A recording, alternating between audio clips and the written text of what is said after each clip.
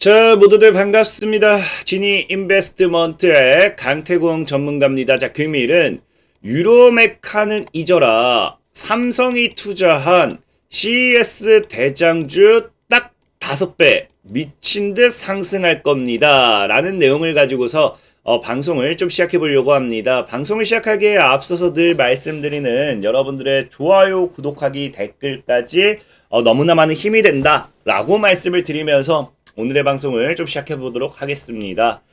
자, 일단 제가 유로메카는 잊어라 하면은 네가 유로메카를 추천한 적이 나 있느냐? 하시는 분들도 있을 거예요. 그리고 딱 5배 말도 안 되는 소리 하지 마라. 하시는 분들도 있을 건데 사실 유로메카는 제가 소개를 시켜드린 적은 없습니다. 소개시켜드린 적은 없는데 자, 그럼에도 이 5배 이상을 보면요. 웬만한 로봇주들이 있죠. 로봇. 여러분들이 좋아하는 이제 레인보우 로보틱스 같은 경우도 어때요?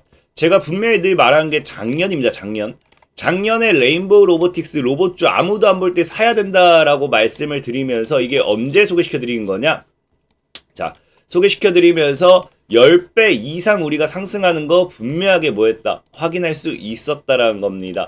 자, 그리고 보면은 두산 로보틱스 같은 경우도 뭐했어요? 자, 모두들 이거 안 사고 있을 때 제가 최소 10만 원은 가니까 빠질 때 무조건 사라고 3개월 전에 이야기했습니다. 자, 두산 로보틱스 어떻게 되었다? 자, 3개월 전에 이제 이야기를 하고 4배 이상 상승하는 거 확인할 수 있습니다. 굉장히 로봇주들 제가 많이 소개시켜 드렸습니다. 자, 그리고 로봇주들 중에 또 이제 여러분들 아실지 모르겠지만 큐렉소라는 종목이 있어요. 큐렉소 같은 경우도 보면요. 자, 제가 이게 1년 전인데 언제냐고 하면요. 10월입니다. 10월 달에 여러분들에게 소개를 시켜드리고 그 자리가 여기였어요. 여기 이 음봉. 이 자리에서 이제 큐렉소라는 종목을 여러분들에게 소개를 시켜드리고 큐렉스가 어떻게 된다? 자, 10월 5일 여기겠죠? 소개를 시켜드리고 주가는 몇 배? 3배에서 4배 정도 상승하는 거 우리가 분명하게 확인할 수 있었다는 겁니다. 자, 그렇기 때문에 오늘도 지금 정말 여러분들이 잘 모아가신다라고 하면은 딱 더도 말고 덜도 말고 딱 5배 정도는 기대 수익을 해볼 수 있지 않을까? 싶은 종목을 소개시켜 드리도록 할 테니까 끝까지 잘 따라와 주셨으면 좋겠다 라고 좀 말씀을 드리겠습니다. 자, 일단은 지금 우리가 CES가 끝났음에도 왜 CES를 봐야 되는가 라는 이 좀 생각을 해볼 수도 있어요. 근데 이 CES를 봐야 되는 가장 큰 이유가 뭐냐고 하면은 사실 전체적인 시장의 분위기를 본다라고 했을 때 자, 지금 보면 어때요? 자, 외국인이 오늘 뉴스 나온 건데 뭐 했다? 어제 뉴스 나온 건데 2달 연속 국내 주식을 순매수하고 있다라고 합니다. 그러니까 굉장히 외국인이 우리나라 주식시장에서 매수세가 지금 강하게 들어오고 있는 거 확인되는 추세고요. 그러면서 동시에 외국인들이 작년부터 뭘 샀어요?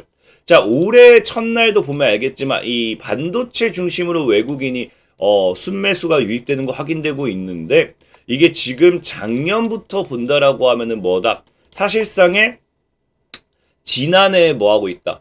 지난해에 지금 삼성전자의 16조 7천억을 순매수하면서 사상 최대 매수죠.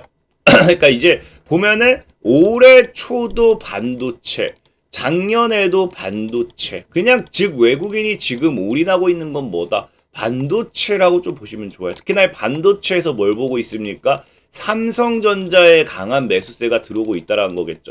특히 지금 이렇게 거의 약 17조를 이렇게 매수를 했는데 중요한 건 뭐냐고 하면 최근에 또 외국인이 뭐해요? 최근에 외국인이 블록딜로다가 물량을 받아가고 있습니다. 자, 그래서 보면 이게 이제 또 1월 10일에 최근에 또 나온 뉴스긴 하죠.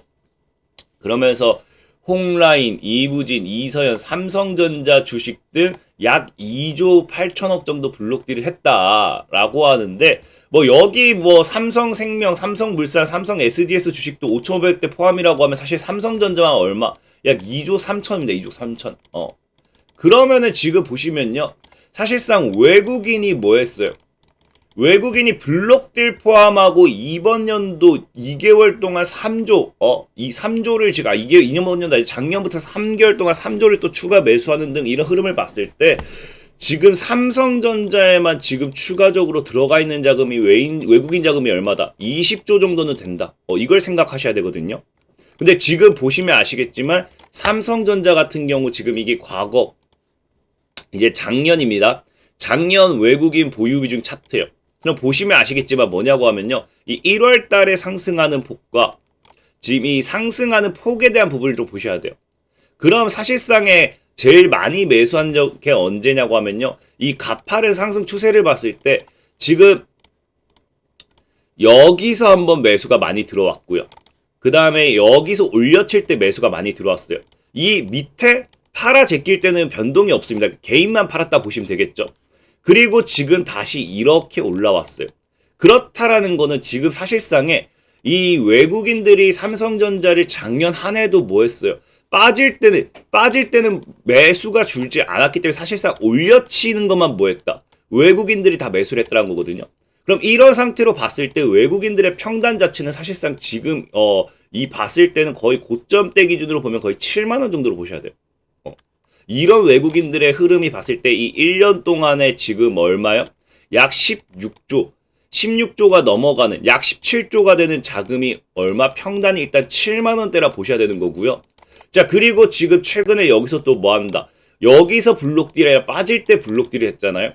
그러면서 이 72,000원 기준인가도 좀 이 2%인가 3% 할인된 가격에 블록딜이 진행한다라고 했습니다.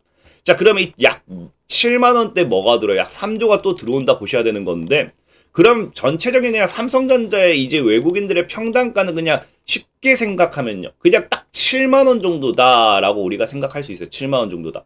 그럼 이 7만 원 정도다라고 하면요. 외국인이 이렇게까지 매수했으면요. 얘네들이 수익을 내기 위해서는 삼성전자가 장기적으로 앞으로 몇 퍼센트 정도 더 올라가야 되느냐? 적어도 50% 정도는 더 올라가줘야 돼요. 그럼 50%만 올라가줘도 지급이익이 10만 원이 돌파가 나옵니다. 10만 원. 그럼 10만 돌파와 함께 앞으로 뭐가 될 수도 있다. 삼성전자가 주도하는 뭐가 돼요? 이 또 반도체 관련되어 있는 모멘텀에 강한 증시의 상승이 나와줄 수 있겠죠. 그러니까 즉 삼성전자가 견인하는 증시의 상승을 우리가 뭐 해볼 수 있다? 기대해 볼 수 있다라는 거고. 자, 그러면은 제가 늘 말했다시피 뭐 해야 돼요? 삼성전자가 올라간다라고 하면요. 삼성전자를 저는 매수할 게 아니라고 얘기합니다. 왜? 삼성전자가 오르는 동안 많이 올라봐야 50%고 이 삼성전자가 50% 오르는 동안 다른 저가형 종목들은 50%가 아니라 500% 올라간 것도 굉장히 많아요. 그럼 기회비용이라는 걸 생각했을 때 우리는 뭐 한다? 삼성전자를 살 게 아니라는 거겠죠. 그럼 삼성전자가 어디에 더 초점을 맞추고 있는지를 봐야 되는 거예요. 그래서 삼성전자가 어디에 좀 더 초점을 맞추고 있는지 봤더니 최근에 지속적으로 이제 이야기 나오는 게 뭐예요? AI 시대와 함께 이 CES라는 거죠. CES. 삼성전자가 CES에서 굉장히 많은 것을 이야기합니다. 로봇도 이야기하고요. AI도 이야기하고요. 이 6G도 얘기하고요. 이 CES에 대한 부분을 굉장히 많이 언급했기 때문에 사실은 저는 이 CES가 끝난 지금부터 오히려 삼성을 통한 이 뭐가 돼요? 이 테마주들의 시작이 되지 않을까라고 좀 생각을 해본다라는 거죠. 특히나 그럴 수밖에 없는 게 우리나라가 이미 너무 재밌는 게 이미 테마를 예상을 했습니다. 테마를 이미 던져놨어요. 여러분들 알 거예요. 과거에 어떤 표현들이 나오느냐. 태조 이방원이라는 표현을 쓰죠. 태양광, 조선, 2차전지, 방산, 아닌데 방산과 원전이었죠. 맞죠? 자, 그러면서 이런 이 앞글자만 따가지고 태조 이방원이란 테마가 우리나라 증시를 견인한다, 이끈다라고 하더니 또 헬로자이, 헬스케어, 로봇, 자율주행, 2차 전지하면서 또 이 헬로자이라고 또 테마를 또 만들기 시작하죠. 얘네들이 우리나라 증시를 견인한다 라고 또 그러고 있어요. 자, 근데 이제 또 CES가 이제 끝나가는 이 시점에 뭐가 나오느냐. 실질적으로 뉴스도 어제 나온 뉴스입니다. 자, 뭐가 나왔습니까? 청룡의 해. CES의 키워드를 봤더니 뭐였다? 드래곤이었다. 청룡의 해답게. 그럼 이 말은 무슨 말이냐고 하면은 아까 태종 이방원 마냥 CES 이후에 제가 어제 뭐 강의에서도 얘기했지만 CES가 끝나고 2배, 3배 가는 이 테마를 형성하고 2, 3배 가는 종목들은 더 많이 나온다 했습니다. 자, 그것처럼 지금 뭐예요? 이 CES의 해가 끝나면서 키워드를 뭐로 때려버립니까? 드래곤으로 때려버려요. 그래서 디지털 헬스케어, 로보티즈, 오토모빌, 그 다음에 이제 제너러티브 AI, 온디바이스 AI, 넷제로 이렇게 전체적인 테마를 이제 던져버리죠. 자, 그러면은 이렇게 보면 사실 여러분들이 그럼 이거 뭘 사야 되는 거야? 사실 그렇잖아요.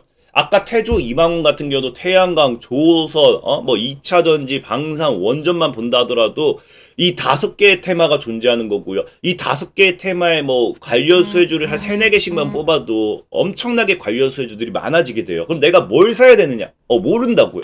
근데 이 드래곤이라는 거는 쉬워요. 여러분들 이거 다 볼 필요가 없습니다.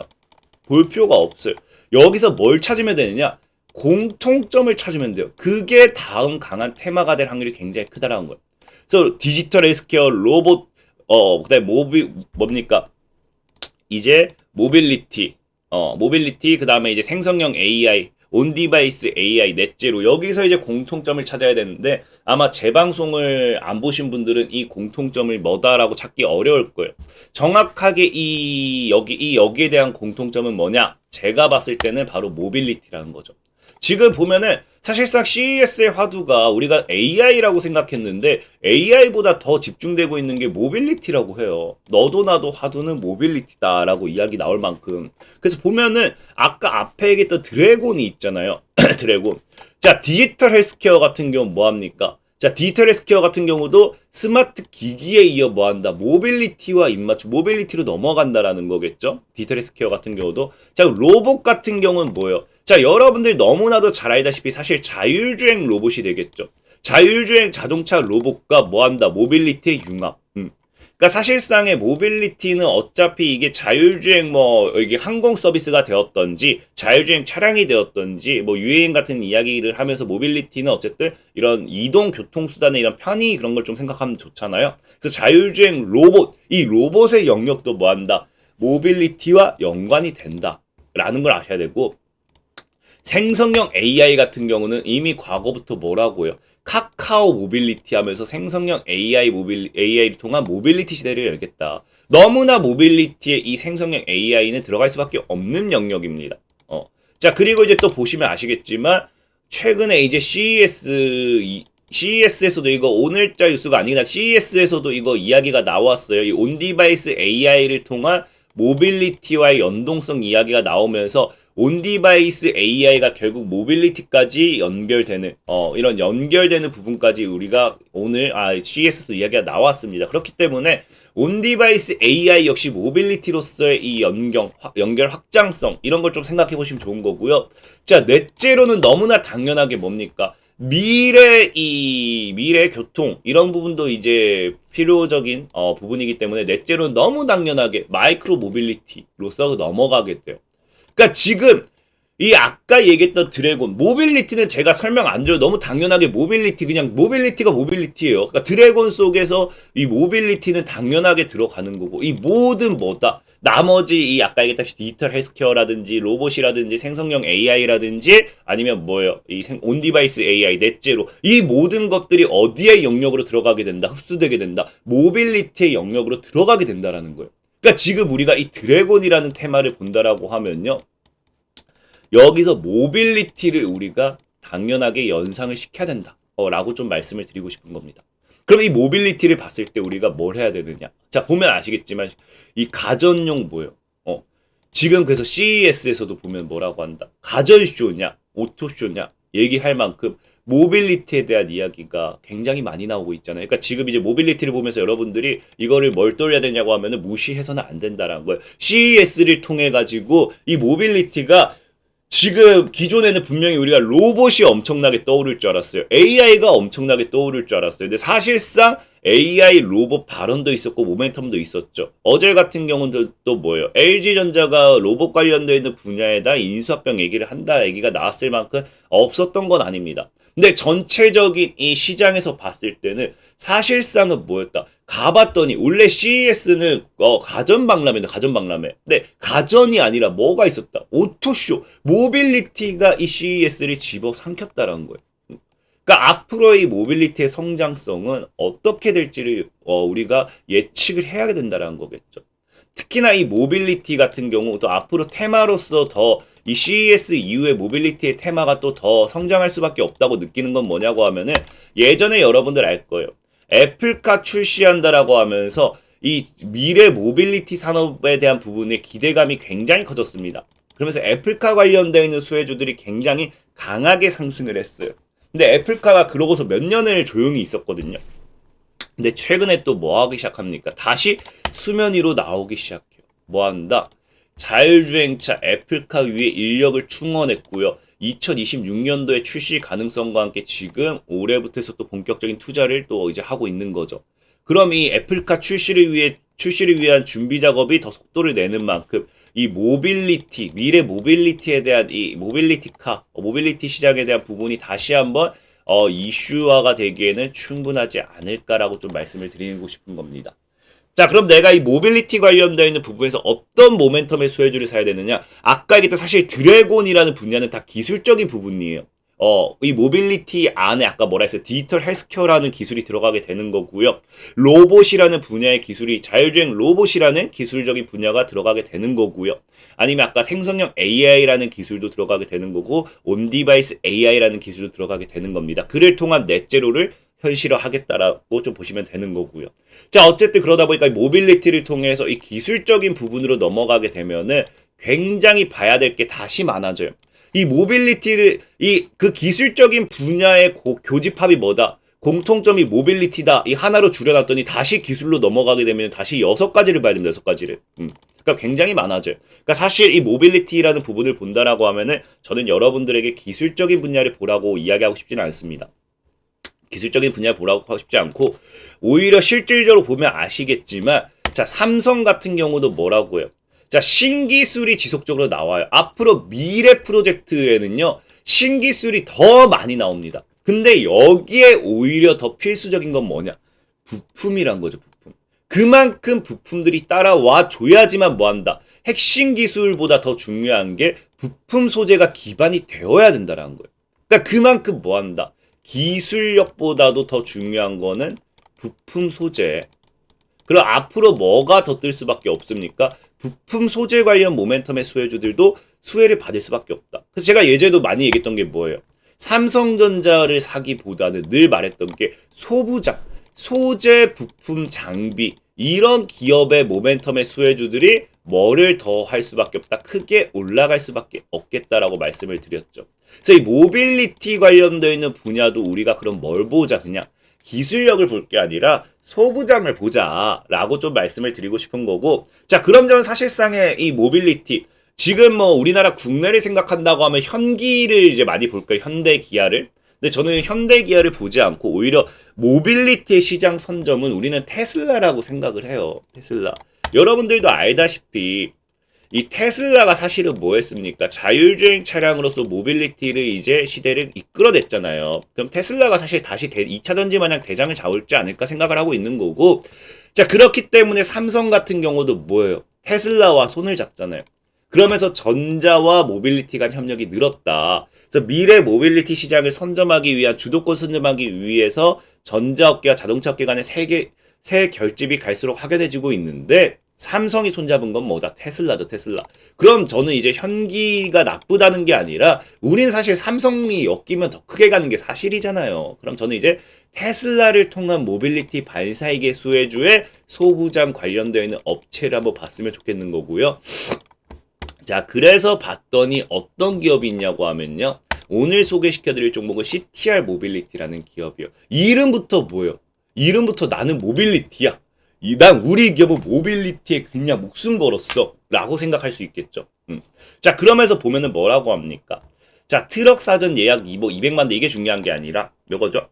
자체 개발 핵심 부품인데 요걸 뭔다? 독점 공급이래요. 독점 공급. 아무도 공급 못해. 오히려 테슬라에 독점적으로 공급한 건 나 하나야.